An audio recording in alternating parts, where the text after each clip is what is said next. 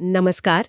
आज हम बात कर रहे हैं मध्य पूर्व के एक बहुत ही पेचीदा समीकरण की, ईरान, इजराइल और अमेरिका। हाँ, बिल्कुल। हमारे पास जो सामग्री है उससे हम समझने की कोशिश करेंगे कि ये तनाव क्यों है, अमेरिका का क्या रोल है और हाल में क्या कुछ बदला है। हाँ, ये तीनों ही खिलाड़ी बहुत अहम है। देखिए, ईरान एक ताकतवर शिया मुल्क है, सेना है, तेल है, और हाँ, वो इजराइल विरोधी गुटों की मदद करता है। फिर इजराइल एक यहूदी राष्ट्र जो ज्यादातर अरब और मुस्लिम देशों से घिरा हुआ है, और अमेरिका का बहुत खास दोस्त। और अमेरिका? और अमेरिका तो है ही दुनिया की सबसे बड़ी ताकत। इजराइल को पैसा, हथियार, हर तरह का सपोर्ट देता है।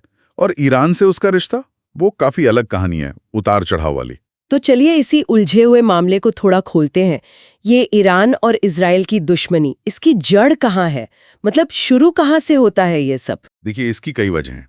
एक तो है सोच का फर्क, विचारधारा और धर्म का। ईरान एक इस्लामिक गणराज्य है, और वहां के जो नेता हैं वो मानते हैं कि इजराइल का वजूद मतलब एक यहूदी राष्ट्र के तौर पर नहीं होना चाहिए। अच्छा। और साथ ही ईरान फिलिस्तीनियों के हक की बहुत जोरदार वकालत करता है। और ये सिर्फ बातों में है या जमीन पर भी दिखता है? नहीं, जमीन पर बिल्कुल दिखता है। ईरान जो है वो लेबनान में हिजबुल्लाह और गाजा में हमास जैसे गुटों को, जिन्हें हम प्रॉक्सी कहते हैं, मतलब वो लड़ाके जो किसी और के इशारे पर लड़ते हैं। हाँ, प्रॉक्सी। हाँ, उन्हें हथियार देता है, पैसा देता है, और ये गुट सीधे इजराइल से लड़ते हैं। तो इजराइल इसे अपनी सुरक्षा के लिए एक बहुत बड़ा खतरा मानता है। और एक वो परमाणु वाली बात भी तो है, उसका डर। बिल्कुल बिल्कुल। ईरान का जो परमाणु कार्यक्रम है वो इजराइल के लिए हमेशा से एक बड़ा सिरदर्द रहा है। डर यही है कि ईरान कहीं एटम बम न बना ले। और अमेरिका और इजराइल दोनों ने ही कोशिश की है कि ईरान को ऐसा करने से रोका जाए। अब जरा अमेरिका की भूमिका पर आते हैं। ये अमेरिका इजराइल की दोस्ती इतनी गहरी क्यों है, क्या वजह है? ये दोस्ती तो बहुत पुरानी है, मतलब जब से इजराइल बना 1948 के बाद से ही। इसके पीछे कई कारण बताए जाते हैं। साझा लोकतांत्रिक मूल्य, कुछ धार्मिक कनेक्शन भी हैं, और सबसे बढ़कर मध्य पूर्व में इजराइल की जो लोकेशन है वो अमेरिका के लिए रणनीतिक तौर पर बहुत जरूरी है। और अमेरिका मदद भी तो बहुत करता है। हाँ, बहुत। फौजी मदद, आर्थिक मदद, बहुत बड़े पैमाने पर। हाँ, हालांकि कभी कभी थोड़ी अनबन भी दिखती है, जैसे वो फिलिस्तीनी इलाकों में बस्तियां बसाने के मुद्दे पर, है ना? हाँ, वो होता है, लेकिन मोटे तौर पर दोस्ती बहुत पक्की है। अच्छा। और ईरान के साथ अमेरिका के रिश्ते इतने खराब कैसे हो गए? पहले तो दोस्त थे शायद। हाँ, थे 1979 से पहले। लेकिन फिर आई ईरान में इस्लामिक क्रांति। अमेरिका के जो समर्थक थे शाह, उन्हें हटा दिया गया, और बस उसके बाद से ईरान पूरी तरह अमेरिका विरोधी बन गया। वो एक बहुत बड़ा टर्निंग पॉइंट था। हाँ, और उसी टाइम वो तेहरान में अमेरिकी दूतावास वाला संकट भी हुआ था, राइट? बिल्कुल। 52 अमेरिकियों को महीनों तक बंदी बनाकर रखा गया था। बहुत बड़ा झटका था अमेरिका के लिए। उसके बाद ही अमेरिका ने ईरान को आतंकवाद को स्पॉन्सर करने वाला देश कहा और उस पर कड़े आर्थिक प्रतिबंध लगा दिए। अच्छा। मकसद यही था कि ईरान ये हथियारबंद गुटों की मदद बंद करे, अपना परमाणु कार्यक्रम रोके। सच पूछिए तो 1979 की उस क्रांति ने पूरे इलाके का पावर बैलेंस और रिश्तों का पूरा ताना बाना ही बदल कर रख दिया। और हाल के सालों में जैसे 2023-24 में ये तनाव तो और भी ज्यादा बढ़ गया लगता है। बहुत ज्यादा।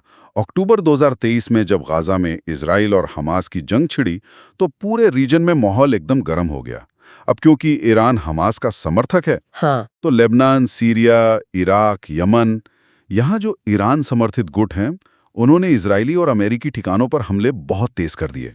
मतलब जो पहले प्रॉक्सी युद्ध जैसा था वो अब सीधी टक्कर की तरफ बढ़ने लगा। ये तो वाकई एक बड़ा बदलाव है। हाँ, ये बहुत बहुत अहम मोड़ था। क्योंकि इजराइल ने भी जवाब दिया। उसने सीरिया और यहाँ तक कि ईरान के अंदर भी ईरानी फौजी अफसरों और वैज्ञानिकों को निशाना बनाया। और फिर 2024 में वो हुआ जो इतिहास में पहले कभी नहीं हुआ था।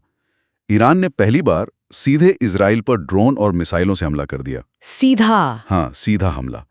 हालांकि अमेरिका ने अपने डिफेंस सिस्टम से इनमें से ज्यादातर मिसाइलों को हवा में ही मार गिराने में इजराइल की मदद की, पर यह अपने आप में एक बहुत बड़ी घटना थी। अगर किसी को ये पूरी कहानी आसानी से समझनी हो तो कोई आसान मिसाल दे सकते हैं? हाँ, इसे यूं समझिए जैसे मोहल्ले में दो पड़ोसी हैं, ईरान और इजराइल। हाँ। आपस में जबरदस्त दुश्मनी है। ठीक है। एक पड़ोसी यानी ईरान कुछ ऐसे शरारती लड़कों मतलब प्रॉक्सी गुटों की मदद करता है जो दूसरे के घर इजराइल पर पत्थर फेंकते रहते हैं। दूसरा पड़ोसी इजराइल उन लड़कों की पिटाई करके और पहले वाले के खतरनाक औजार जैसे परमाणु हथियार बनाने की आशंका छीन लेने की धमकी देकर जवाब देता है। और अमेरिका? और एक ताकतवर दोस्त है अमेरिका।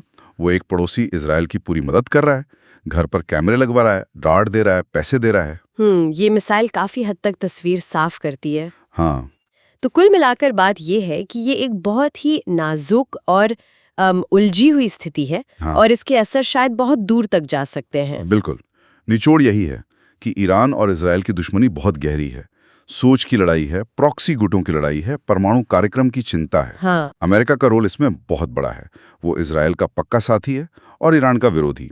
और हाल के सालों में ये तनाव खतरनाक हद तक बढ़ा है, यहाँ तक कि सीधी फौजी टक्कर भी हो चुकी है। वाकई ये बहुत चिंता की बात है। और जो लोग सुन रहे हैं उनके लिए सोचने वाली बात यह है कि 2024 के इन सीधे हमलों के बाद इस पुरानी दुश्मनी में अब कौन सी नई लक्ष्मण रेखाएं पार हो गई हैं? क्या कोई रेड लाइन क्रॉस हुई है?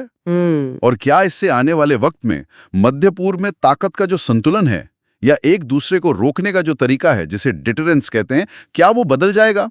ये कुछ ऐसे सवाल हैं जिन पर आगे नजर रखनी होगी और सोचना होगा।